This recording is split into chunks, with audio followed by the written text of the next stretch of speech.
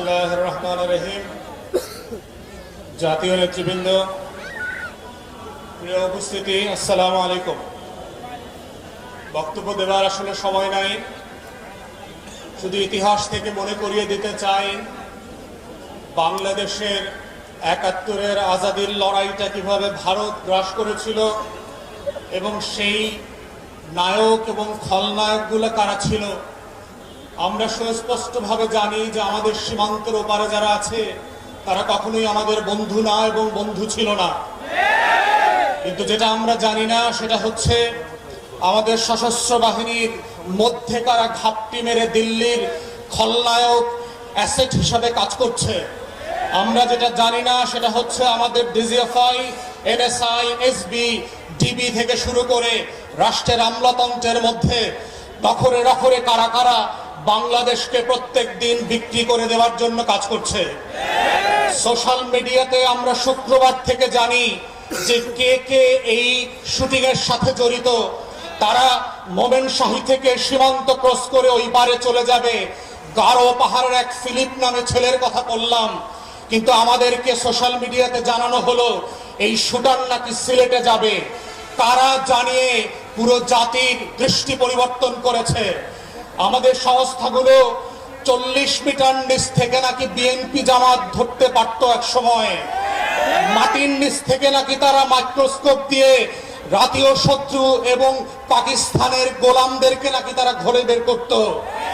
তাহলে আজকের সেই মাইক্রোস্কোপ গুলা কোথায়? আপনাদের 40 মিটার মাপার ফিতা কি নষ্ট হয়ে গেছে কিনা? যারা আজকে বাংলাদেশের ভিতরে বসে আমার আজাদির লড়াইকে ধ্বংস করে দিয়েছে, ৭১-এর পরেও আমরা দেখেছি বাংলাদেশে কিভাবে স্বাধীনতাকামী মুক্তির লড়াইয়ের সৈনিকদেরকে ব্রাশফায়ার করে 30,000 40,000 মানুষকে এই আওয়ামী মুজিববাদীরা হত্যা করেছে। আমরা দেখেছি কাউন্টার কুর মধ্য দিয়ে আমাদের সশস্ত্র বাহিনীর ভিতরে শৃঙ্খলা বিনষ্টের যে নিরলস প্রচেষ্টা।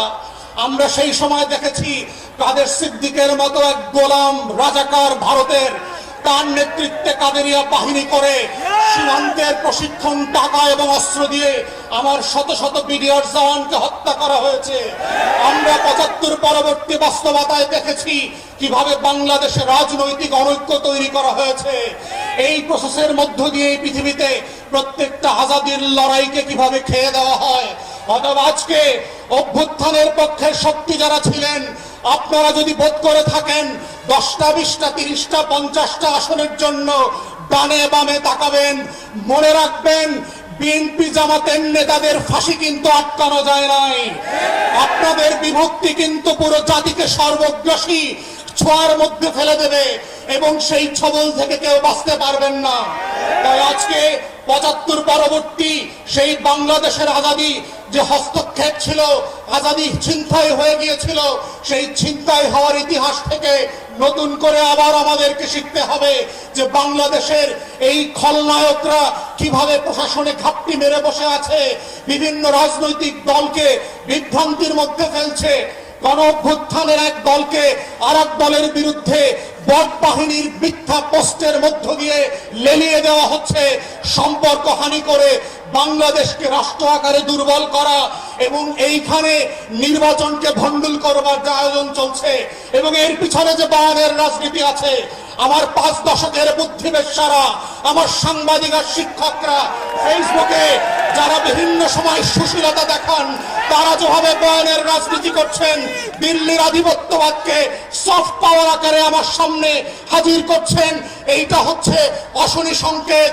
এবং গণ অভ্যুত্থানের তরুণদেরকে মাথায় রাখতে হবে যে এই অভ্যুত্থানটা কিভাবে আগেও আজাদির লড়াইটাকে নাই করে দেওয়া হয়েছিল, কোন কোন উপকরণ দিয়ে করা হয়েছিল, কোন কোন প্রতিষ্ঠানকে দিয়ে করা হয়েছিল, রাজনৈতিক দলগুলোর ভুল সিদ্ধান্তগুলোকে কিভাবে আবার মঞ্চস্থ করবার চেষ্টা করা হচ্ছে। এটা বোঝার মধ্যেই হচ্ছে জুলাইকে ধরে রাখার একমাত্র সত্য। আজকের গণ অভ্যুত্থানের শক্তিগুলোকে মাথায় রাখতে হবে। শত্রু সাপেক্ষে আমার বয়ানের রাজনীতি যেমন মোকাবেলা করতে হবে, শত্রু সাপেক্ষে আজাদির লড়াইকেও হেফাজত করতে হবে। এটাই হচ্ছে আজাদি ধরে রাখার একমাত্র বাহন। এর বাইরে আর কোনো লড়াই নাই এবং সেই লড়াইতে আমরা চাই নতুন করে আবার ইনকিলাব ইনকিলাব জিন্দাবাদ হয়ে ভারতবর্ষের আনাচে কানাচে থেকে হর্ষদ মোহানির ভয়েস থেকে আজকে যেভাবে হাদির কণ্ঠকে দিয়ে সারা বাংলাদেশ আত্মস্থ করেছিল, সেই ইনকিলাব আবার আবাবিলের মতো আসমান থেকে ফিরে আসবে। ইনকিলাব, ইনকিলাব।